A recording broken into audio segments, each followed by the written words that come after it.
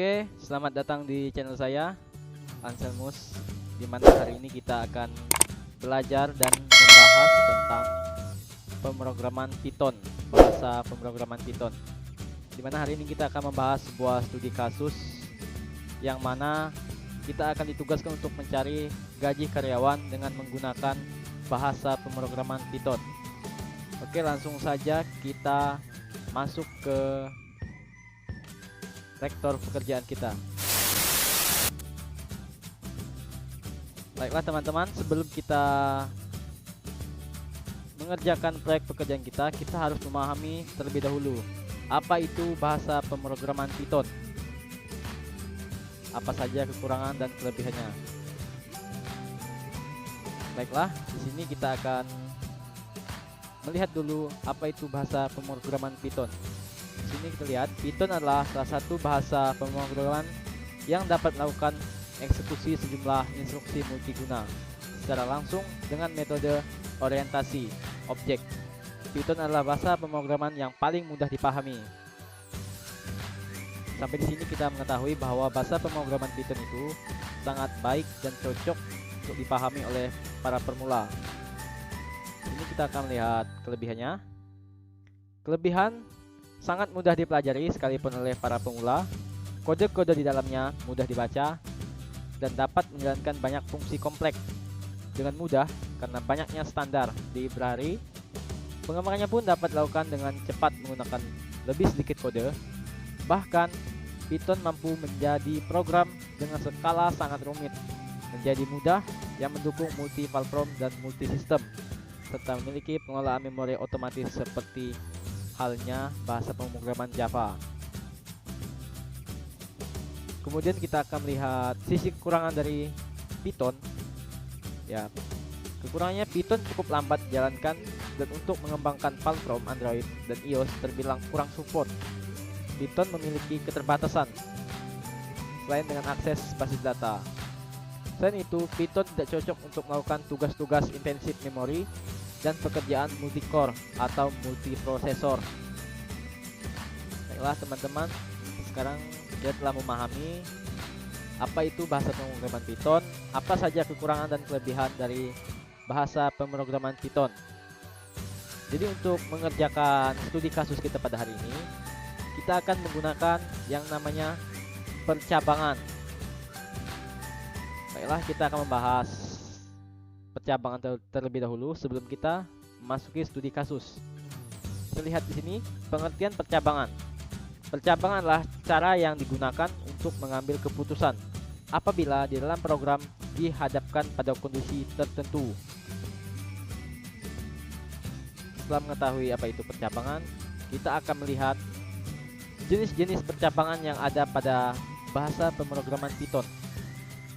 Yang pertama itu ada percabangan if, yang mana if digunakan untuk menguji satu buah kondisi. Bila hasilnya benar, maka pernyataan dalam blok if tersebut dieksekusi. Bila salah, maka pernyataan tidak akan dieksekusi.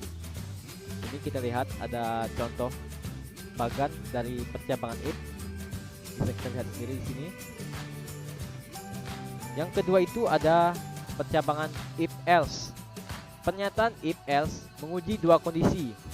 Kondisi pertama kalau benar dan kondisi kedua kalau salah.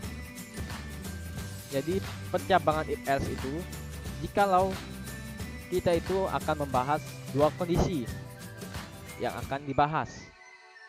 Sudah kita lihat ada bagannya di sini, ada contoh bagannya. Dan berikutnya itu ada percabangan if elif else.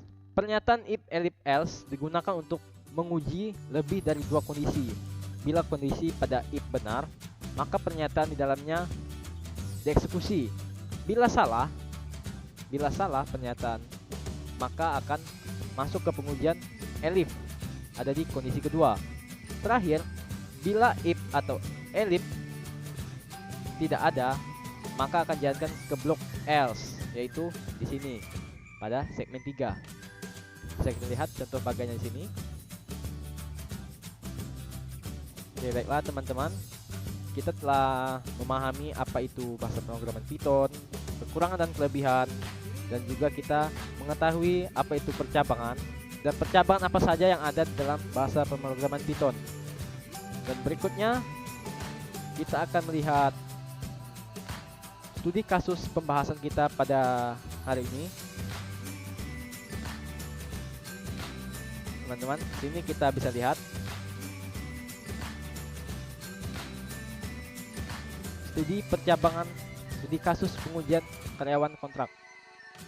Di sini studi kasusnya ada PT Dingin Damai akan memberi gaji pokok kepada karyawan kontraknya sebesar 300.000 per bulan dan memperoleh tunjangan dengan kriteria sebagai berikut. Ada tunjangan jabatan, ada tunjangan jabatan itu dibagi jadi atas tiga golongan. Untuk golongan 1 mendapatkan 5% tunjangan, golongan 2 mendapat 10% tunjangan, dan golongan 3 mendapat 15% tunjangan.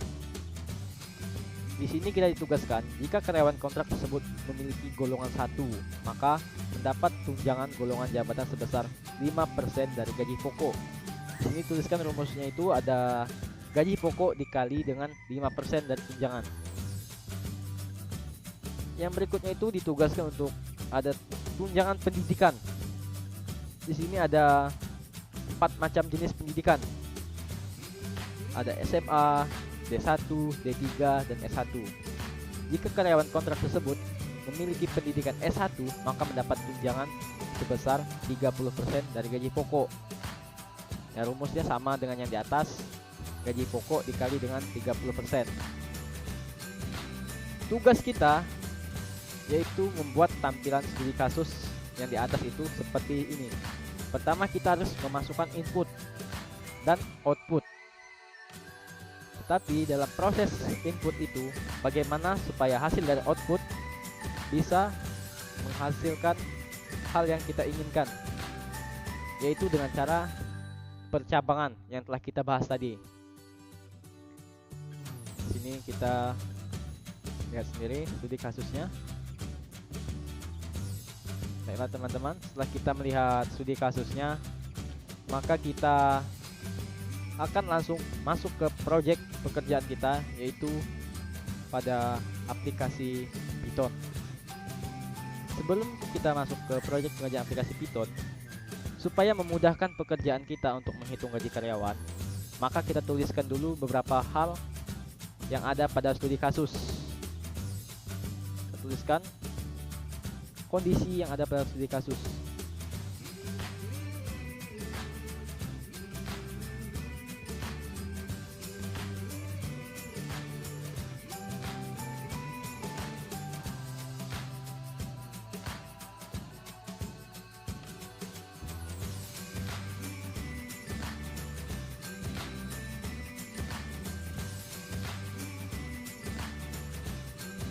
Oke teman-teman, setelah kita mengetahui dan menuliskan kondisi yang ada pada studi kasus, maka kita akan langsung memasukkan program input, penginputan data yang akan kita perlukan.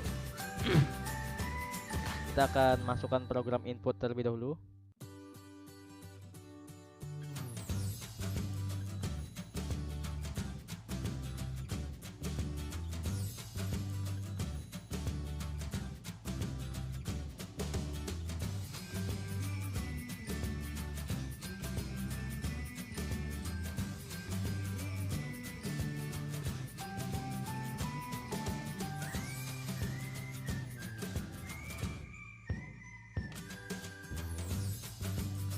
Setelah kita memasukkan program untuk input, berikutnya kita akan memasukkan program proses bagaimana percabangan itu terjadi untuk menghitung gaji karyawan. Oke, langsung kita masukkan proses.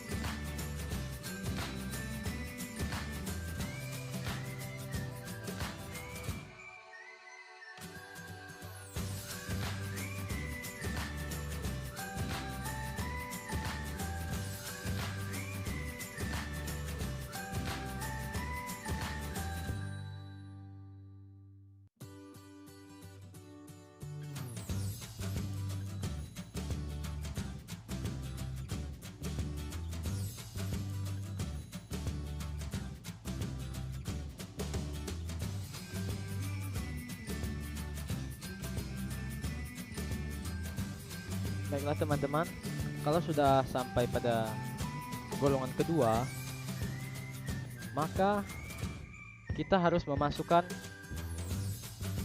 proses percabangan untuk tunjangan dari pendidikannya. Jadi tunjangan dari pendidikan itu yang ada pada golongan 2 itu sama dengan yang ada di golongan 1. Jadi untuk programnya langsung kita copy paste saja.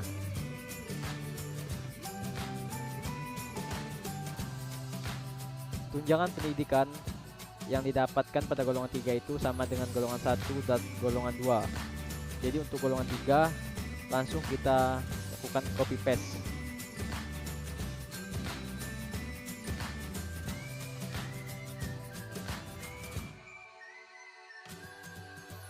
Setelah kita memasukkan proses percabangan yang ada pada golongan 1, golongan 2 dan golongan 3, selanjutnya kita akan memasukkan proses bagaimana seorang karyawan mendapatkan upah dari jam lembur yang dia lakukan.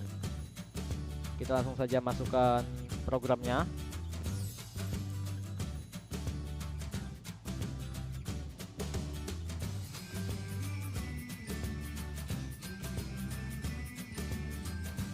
Setelah kita memasukkan if percabangan pada upah lembur, kita akan memasukkan total gaji seorang karyawan tersebut.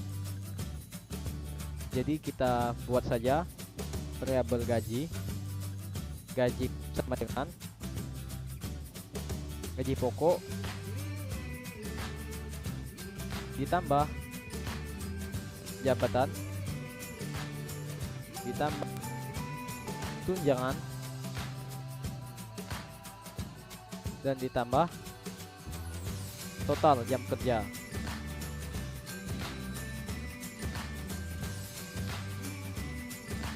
Setelah sampai di sini, kita tinggal memasukkan perintah untuk output untuk proses pengeluaran dari data yang telah kita buat.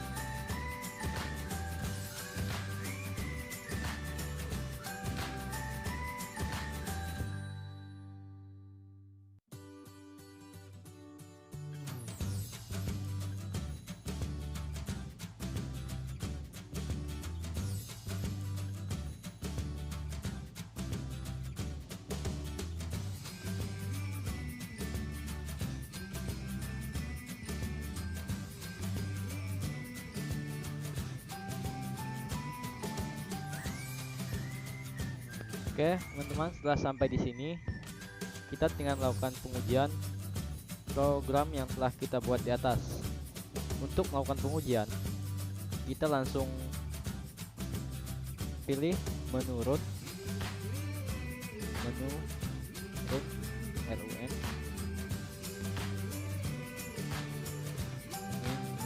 gaji karyawan. Kita jalankan.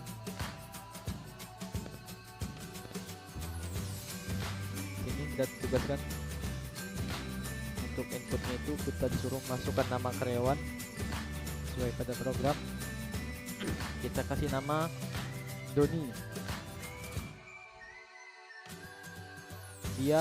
Doni itu terdapat di golongan 1.